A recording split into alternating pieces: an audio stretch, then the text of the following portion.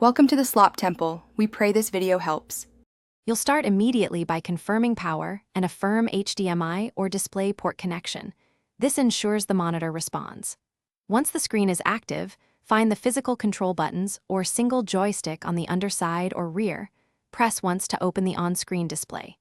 Make sure to use short presses to reveal the menu without jumping past items. From the OSD, move to the picture or display section because that's where brightness lives. This first step gets you into the exact control panel you need. Once in the picture menu, choose brightness and change values with the plus or minus controls. Small 1 to 5 increments let you spot subtle differences, so adjust slowly. Make sure to check built-in presets like Standard, Gaming, or sRGB. These alter gamma and color balance, which changes perceived brightness. If colors look washed or crushed, tweak contrast alongside brightness to restore detail.